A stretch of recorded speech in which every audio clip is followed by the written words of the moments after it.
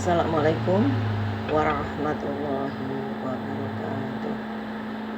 Selamat berjumpa kembali dalam materi mata kuliah Hukum Agraria pertemuan keempat, yaitu membahas tentang hukum adat dan hukum tanah nasional. Menurut Budi Harsono, fungsi daripada hukum adat dalam hukum nasional ada dua, yaitu hukum adat merupakan sumber utama dalam pembangunan hukum tanah nasional, termasuk membuat peraturan-peraturan hukum tanah nasional. Sumber utama juga berarti satu-satunya, namun salah satu sumber utama artinya dimungkinkan adanya sumber lain. Hukum adat merupakan pelengkap hukum tanah nasional.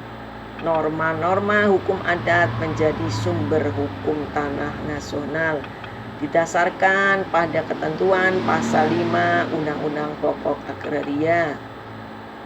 Konsep tanah dalam hukum adat juga dianggap merupakan benda berjiwa yang tidak boleh dipisahkan persekutuannya dengan manusia.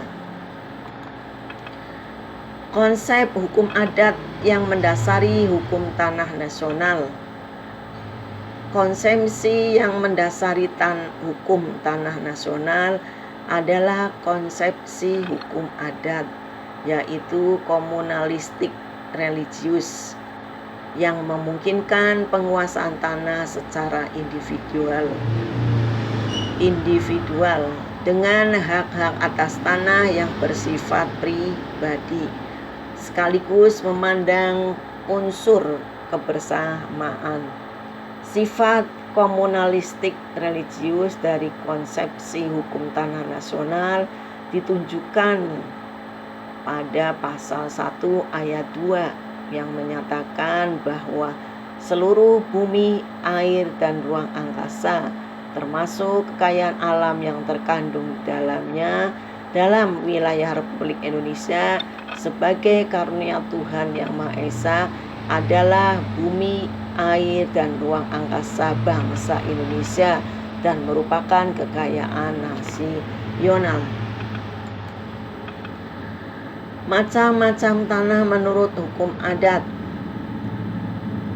Menurut hukum adat terdapat berbagai jenis tanah yang diberi nama menurut cara memperolehnya atau menurut tujuan penggunaannya.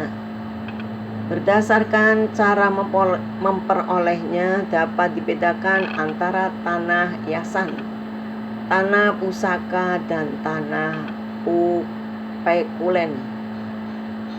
Tanah hiasan atau tanah trukah atau tanah truko ialah tanah yang diperoleh seseorang dengan cara membuka tanah sendiri, yaitu membuka hutan.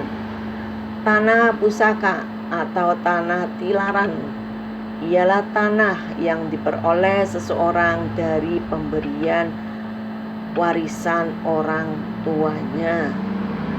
Tanah pekulen, tanah gogolan ialah tanah yang diperoleh seseorang dari pemberian desanya.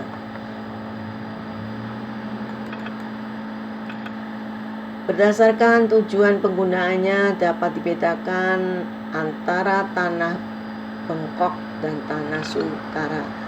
Tanah bengkok atau tanah pituas atau tanah lumbu ialah tanah milik desa yang diserahkan kepada seseorang yang memegang jabatan pemerintah di desa itu untuk diambil hasilnya sebagai upah jabatannya. Tanah sukara atau tanah kemakmuran ialah tanah milik desa yang diusahakan atau digarap untuk kepentingan desa atau kesejahteraan masyarakat desanya. Masyarakat hukum adat adalah kelompok manusia mempunyai kekayaan tersendiri terlepas dari kekayaan perorangan, mempunyai batas wilayah tertentu, dan mempunyai kewenangan tertentu. Menurut Maria Sumarjono, masyarakat hukum adat merupakan suatu kelompok manusia yang mempunyai kekayaan tersendiri terlepas dari kekayaan perseorangan, mempunyai batas wilayah tertentu, dan mempunyai kewenangan tertentu.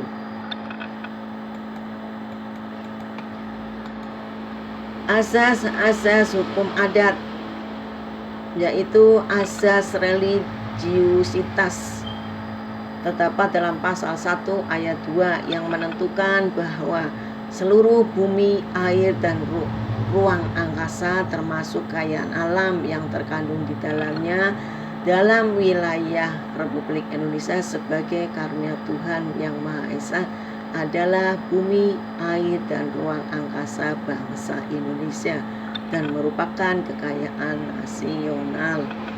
Asas kebangsaan yang menentukan bahwa hubungan antara bangsa Indonesia dan bumi, air, serta ruang angkasa adalah hubungan yang bersifat abadi.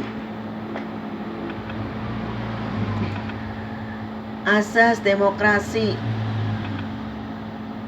mengatakan bahwa tiap-tiap warga negara Indonesia, baik laki-laki maupun wanita, mempunyai kesempatan yang sama untuk memperoleh sesuatu hak atas tanah serta untuk mendapat manfaat dari hasilnya, baik bagi diri sendiri maupun keluarga. Asas kemasyarakatan, pemerataan dan keadilan sosial. Nanti kalian bisa dibaca dalam deskripsi materi penjelasannya. Asas penggunaan dan pemeliharaan tanah secara berencana. Asas pemisahan horizontal tanah dengan bangunan dan tanaman yang ada di atasnya. Demikianlah uraian singkat mengenai materi mata kuliah pertemuan ke-4 mengenai hukum adat dan hukum tanah nasional. Terima kasih. Wassalamualaikum warahmatullahi wabarakatuh.